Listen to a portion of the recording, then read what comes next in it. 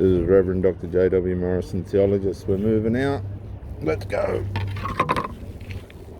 Really cool, but he's just going out to the keyboard anyway. See you later. See you, Dave.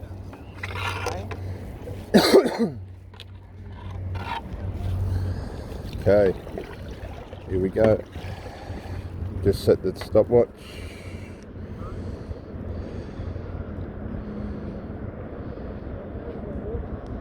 Here we go. Alright, thank you for joining me. Many of you have come out of relationships that should have worked. They started off and looked like they would have and should have, excuse me, and could have. We are exercising, so there will be noises that are not ones that you're used to. I'm not sitting behind a desk. I'm paddling in waters that you can't swim in because of sharks. The relationship started off well, but many of you don't give yourself enough time, and this is the trouble I've had in my last couple. Not giving myself enough time to really get to know the nature of these people. There are a lot of broken people out there that haven't lived the course of their life the way that they should have. They've never really found their way out of the immaturities and self-destructive habits.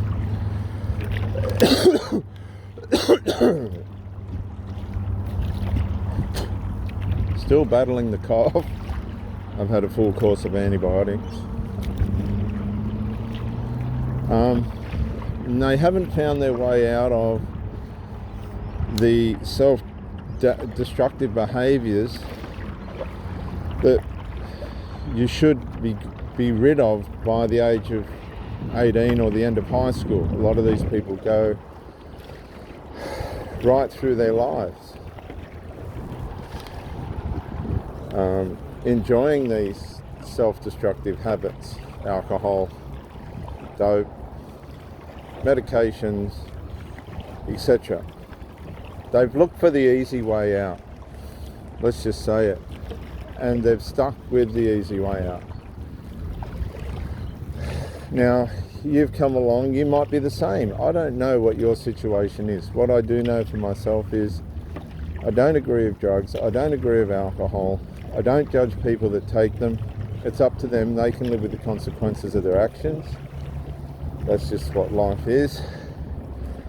But what I do know is relationships won't work with these things going on in people's lives. They just won't work.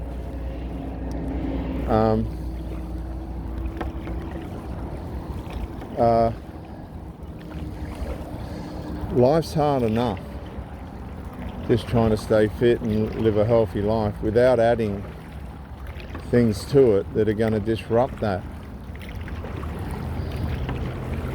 And this is what people do. So you're going along, you meet one of these people, you're prepared to give it a go. But what you've got to understand is, viewers, that the relationship will only be as strong as the weakest link. The relationship can and will only be as strong as the weakest link. And the weakest link's determined by the individual's ability to resolve. The weakest link's determined by the person's inability to resolve, or ability to resolve. People have got limited abilities to resolve. And in this generation of denialism and selfishness, resolve is like gold.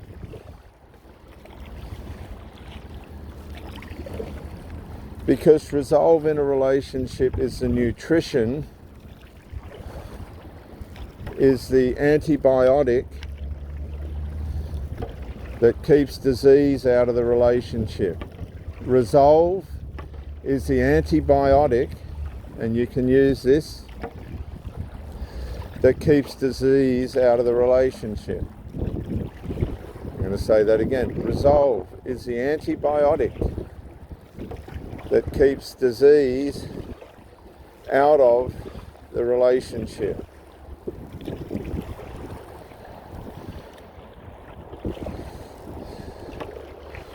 Resolve is the antibiotic that keeps disease out of your relationship. And if you're with somebody and they're showing signs of unresolve, they haven't got the character, personality, or willingness to resolve. I won't say capacity, because everybody's got the capacity to be able to resolve, unless you're a malignant narcissist or some kind of psychopath who just will not resolve.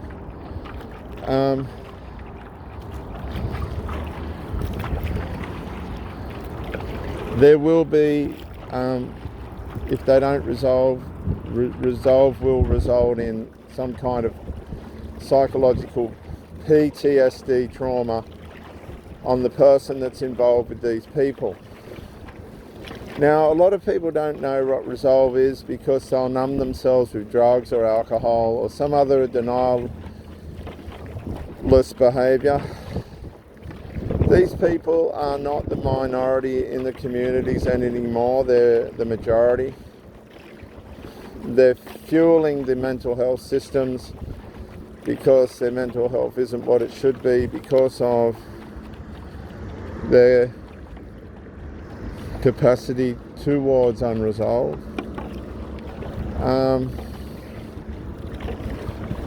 Unresolved is such an integral part in the destruction of relationships that people just cannot comprehend how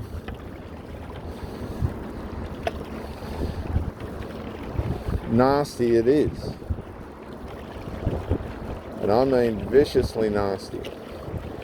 People will hide it. Narcissists absolutely love unresolved, because that entrains, that's the beginning of entraining the mind of the people they have access to.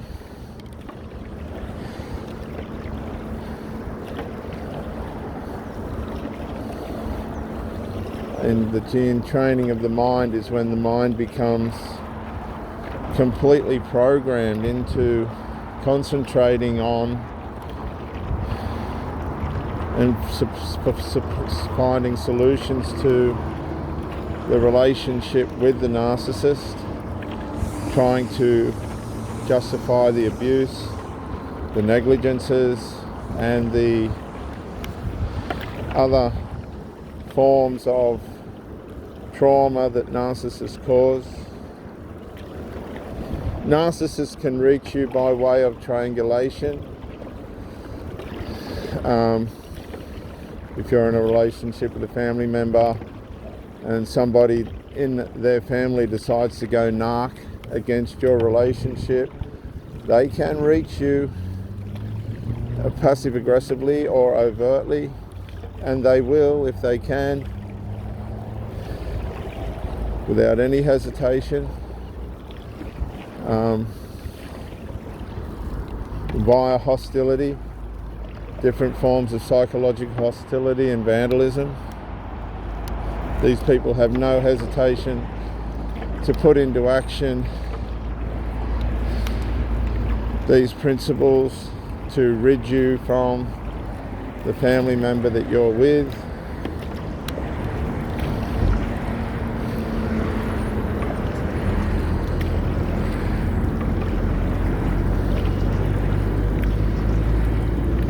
As we go along the foreshore here.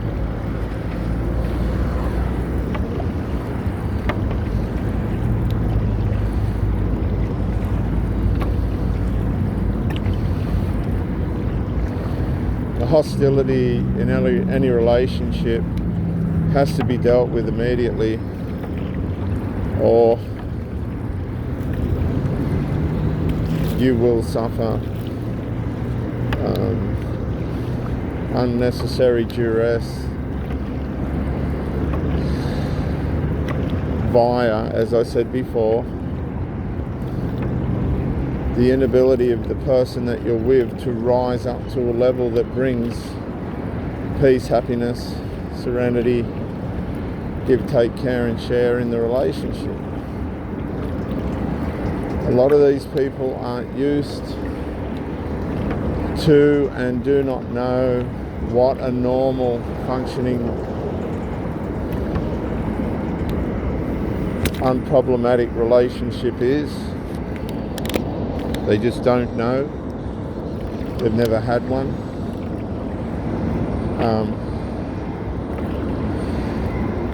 They're not used to situations where there is no trouble.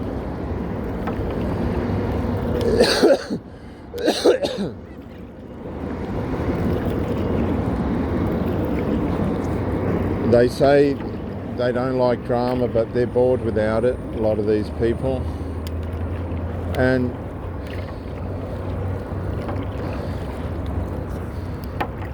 their drug-induced mentality really isn't worth the effort or your time. It's just not worth it. They will mirror you and say things that are completely contrary to what they believe and how they're going to play out.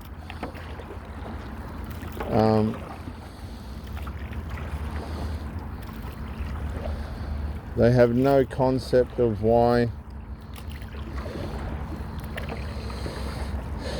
or how you're living a life of fullness. They have no concept of how that even works. They don't know how that works. They've been isolated from normality for so long that they despise it and reject it.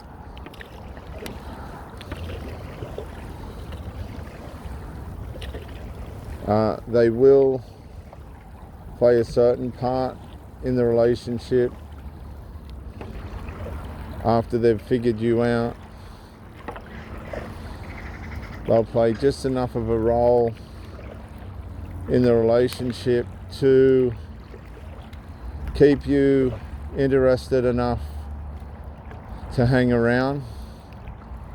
But again, they're very self-unaware, they're very insecure.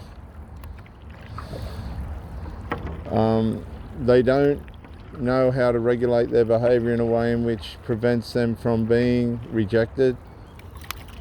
They just wing it from one day to the next, hoping that everything's going to be all right, and pushing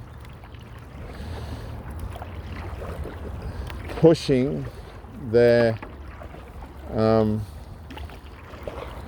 bad behavior onto the relationship by way of the way in which they abuse themselves with their habits.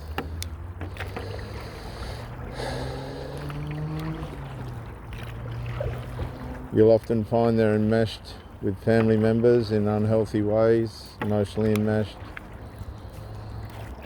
And this is what causes the hostility, because you'll have a family member that's over-attached, an adult to another adult. They've fantasized some kind of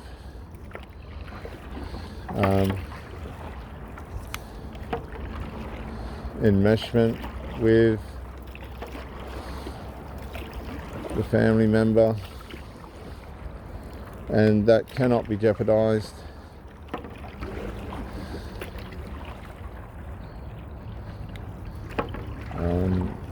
Because their supply is necessary. I believe these people do want to love. I believe they want to love their family members and their partner. They just don't know how to regulate that in a way in which works positively for everyone. They don't know how to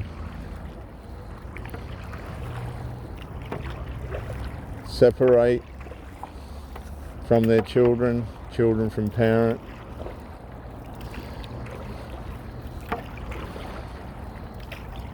And there's this idealization on the family formation and the loyalty to that.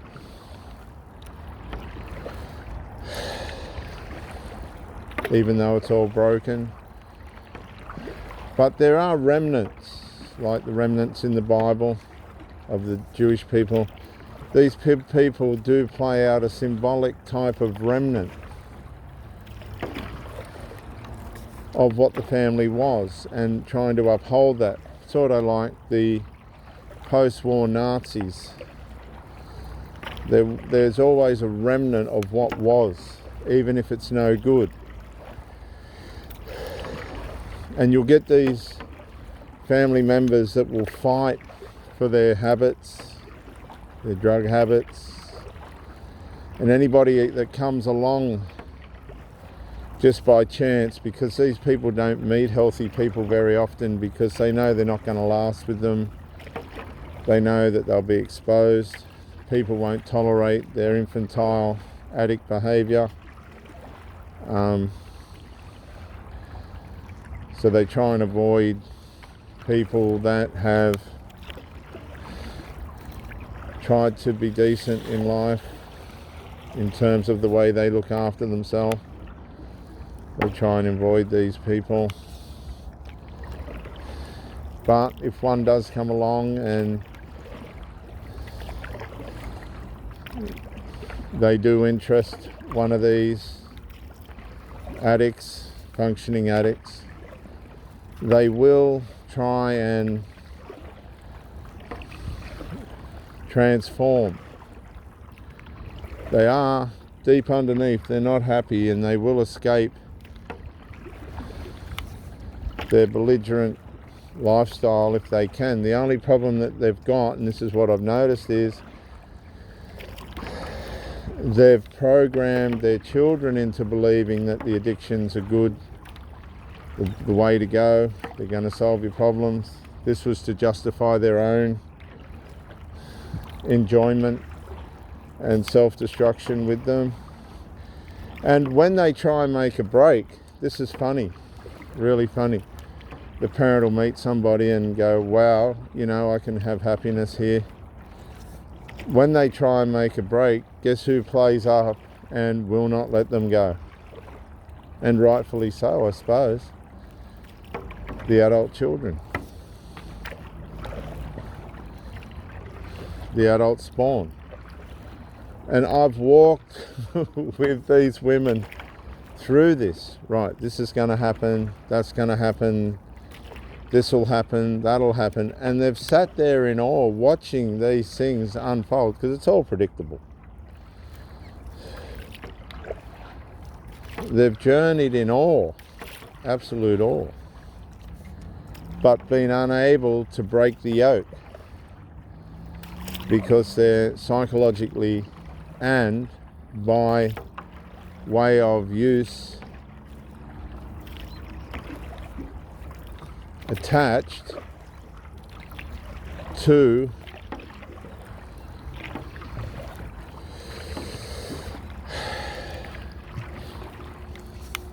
emotionally attached to their family members.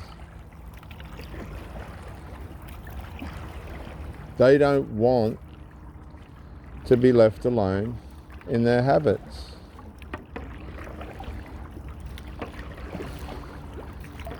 They don't want to be abandoned with their addictions. And a big reason for this is supply. The parent is usually the main source of supply. You'll find a lot of these single mums grow mustaches and get facial hair before their time. Some of them are closet cocaine users to try and numb the pain. They just haven't got the answers.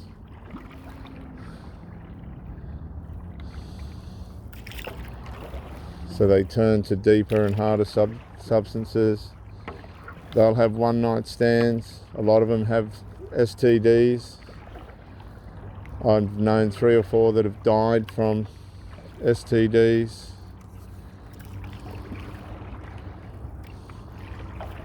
Their lives are just a mess, an absolute mess, really, and that's the only way it can be described. You can't help them, you can't save them. You can't save them.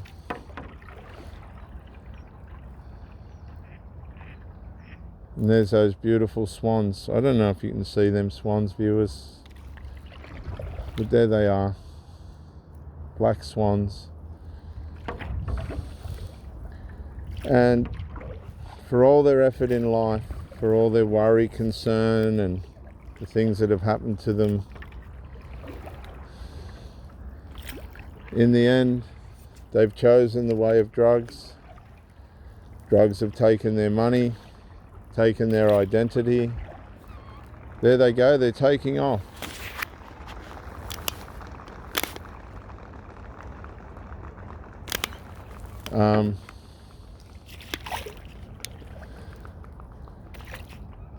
Taking their money, their personalities, their characters, their teeth, their health, you name it, drugs have taken it. They never found their way out. They never had the courage to face things the way that they should have. They're now 30, 40, 50, 60, old, ran through, taking whatever they can get. They've missed opportunities that some people wouldn't have had in a lifetime. And they know it. They live with terrible regret, deep, conscious, searing regret, painful regret.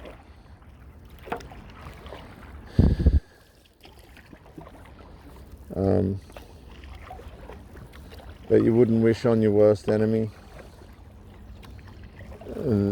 They've lived in marriages that have convenienced their habits. That's all they did. And these habits have been passed on to their children.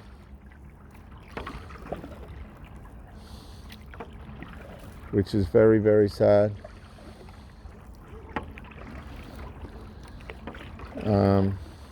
The children, again, as far as I can see it, are about as lost as you can be. They're in a deep, dark, drug-induced fog. And they own their drugs with pride. And devotion, because they've watched the parents live their lives around these chemicals as a means to try and be a way of peace. But what they won't admit is the chemicals become a problem within itself. These people are addicted, and it really is just a game that they play to have the habit that they love. They love the habit. That's why they do it. They spend thousands and thousands and thousands of their hard-earned dollars get spent on their substances.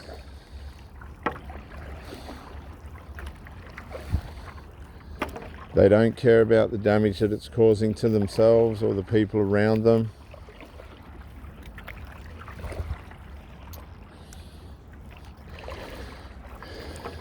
They convince themselves and those closest to them that that's the right way to go in life, when they know very well that it's not.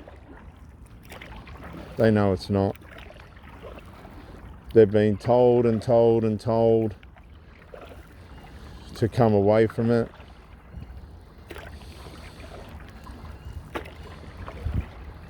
The only person that's not conscious of how ugly it is and how silly they look is themselves.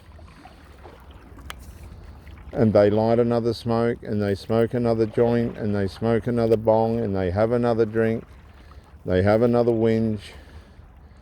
They get that sense that they're the victim again, and it goes round and round, round and round. They have a handful of friends people that they can trust, that won't complain about their lifestyle. They hide in the shadows, out of the way of the light. They confuse God and don't know who He is. Although many of these people do have Christian pedigree backgrounds, they forsake their ancestry. These are very lost, confused, and unenlightened people who build their life around their habits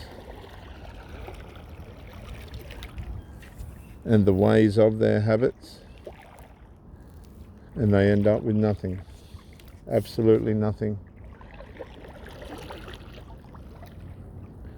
They play on the sympathies of themselves, and they feed into the sympathies of their family members. This then plays into the need for substances and medications and drugs and alcohol. They know that if the family member gets the drug that they want, that for that moment, that brief moment, things will become peaceful, even though it's wasting their lives. The wasted part of the life doesn't matter as long as the addiction is fulfilled at that point. Money wasted, the mind says to them that they'll get it back. They never ever get it back. They have to make more money. All of a sudden they look in the mirror and they're older than what they thought they were. They've aged quicker than they should have. All damage is done to their internal organs and operating systems in their physical body. Their brain's damaged. They blame that on other things. They don't blame the drugs. They can't blame the drugs. That would be betrayal to the habit. And you can't do that. It's too important. The family circles around the drug. If the supply runs out, there is just a severe mutiny and panic. Somebody has to find the answer to the problem ASAP. People start to break down. They turn on each other in derision. This is all part of the act to make sure that the substance comes back. They feign illnesses, sicknesses. They'll make up scenarios to force the belligerent parent into getting more of the supply. The parent will pass over finances and send out the children to the supplier to get more of the substance. The parent's the enabler and held in high esteem for being that, even though underneath they know it's a contradiction of what they believe and how they live. But they just can't find their way out of it. And this keeps them in good graces with their addicted children. They just want their children to be happy. It doesn't matter what damage they're doing, as long as the child's happy. That's all that counts.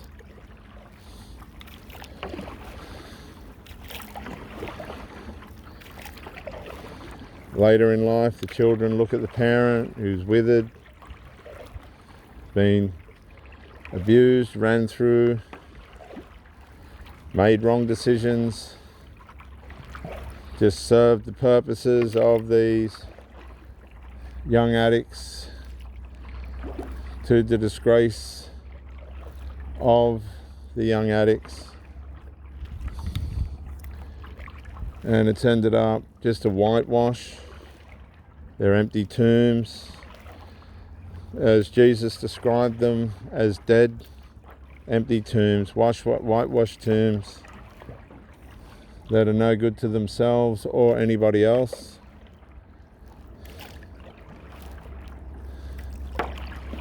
Christ had no sympathy for these people. He offered a way out for them.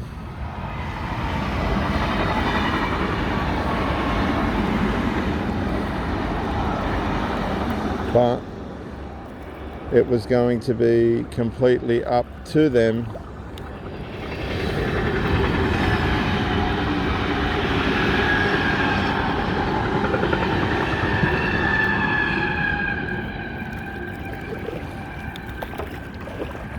to find their way out with his power and guidance from their addictions. Jesus healed a lot of people, more than all books in the world could write, the Bible says. So he must have healed a lot of people. But there was people that didn't get healed as well. They didn't want to. They didn't believe. What you've got to understand is some people just love their drugs. They love their drugs. Don't you take my drugs away from me. They'll lose families. They'll lose friends. They'll lose intimate lovers for their drug. Because they love their drugs.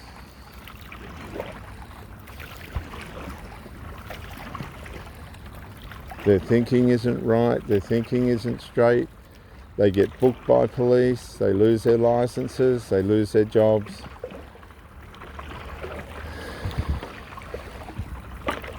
They lose faith in people that have faith in them because of their drugs and alcohol. You see, these people can't hide in the shadows forever. Something's going to give. Something is going to give. Something's going to go. Their health fails. They have fights with their children until the children, adult children, get their way. The children are siphoning their finances out of them. They give over authority of themselves to their children. They're flying monkeys, minions, gremlins.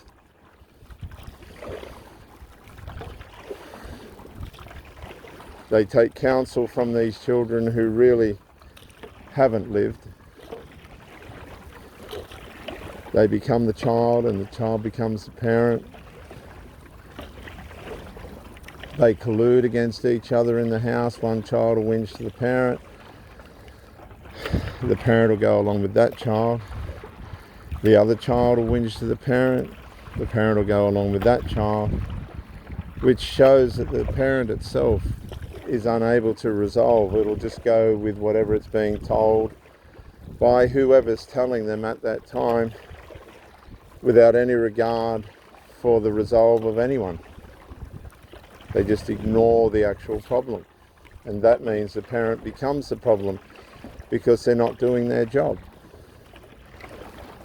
They're just raising a bunch of ninnies that don't know how to bring about resolve, except offering their partners drugs or drugging them out, keeping them supplied as a means of resolve.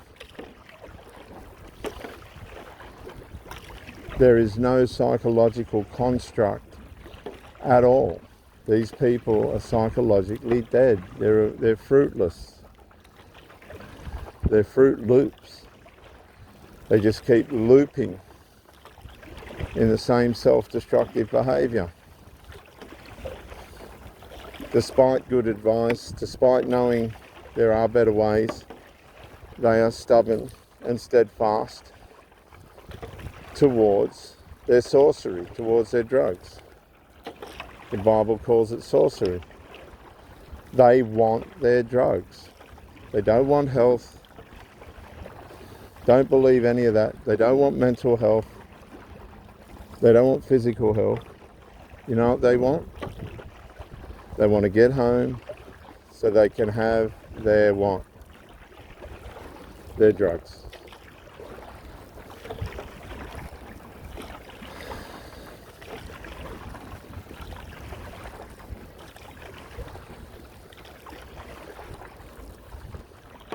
They're insecure, they're unhealthy, mentally and physically. It's generational. But might I say, they could be the first part in this generational decline and demise of their name. They have no regard for their name. A lot of these women will try and keep their name, even if they're married, which shows they have no respect for the person that they're marrying or want anything to do with their name.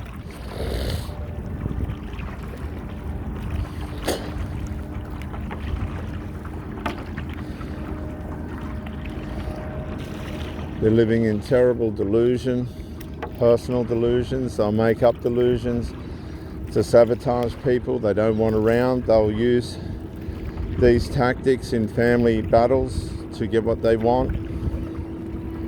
They know how to manipulate the parent and when to strike and what to do. And when you see them in action, you see this terrible infantile reptilian type behaviour that makes the one who flew over the cuckoo's nest look like a Sunday picnic compared to how some of these people are acting and behaving inside their house.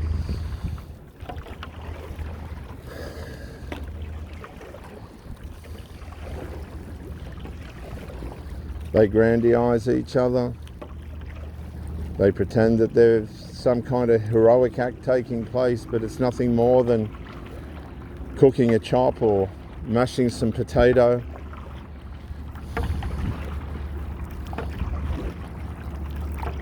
They run down family members and partners behind their backs.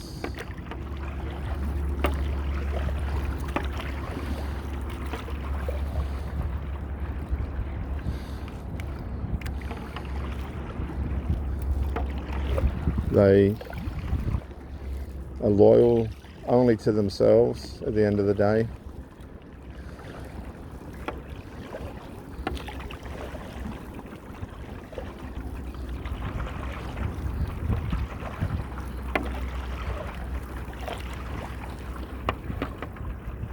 How you going?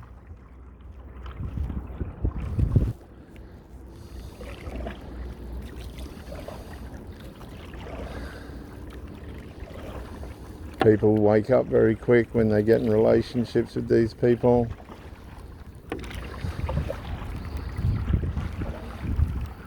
They try and find people like themselves that are into drugs and things, and they don't expect things to work out. They self-prophesy the demise of their relationships before they start.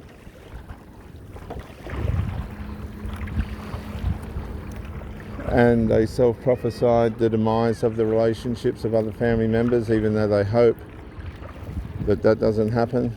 In their spirit, they fear the worst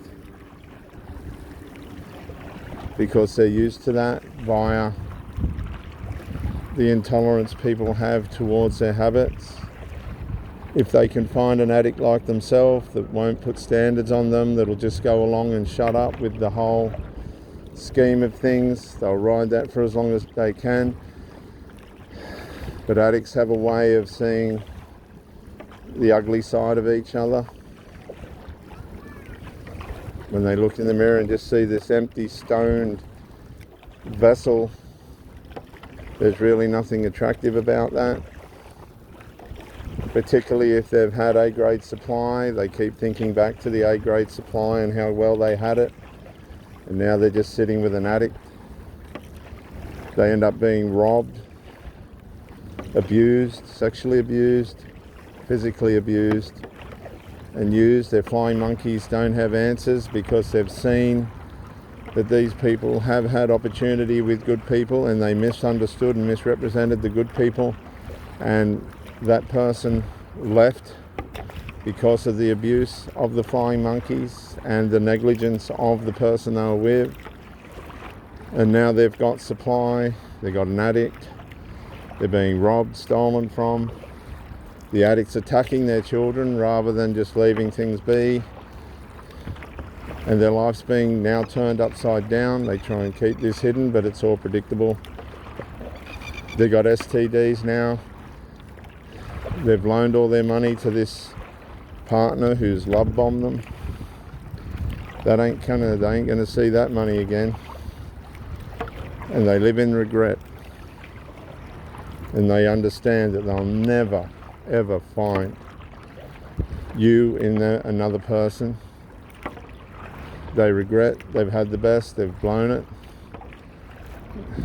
They didn't have the capacity to be able to manage or navigate or nurture the relationship because their drug habits were more important than the person that they were with.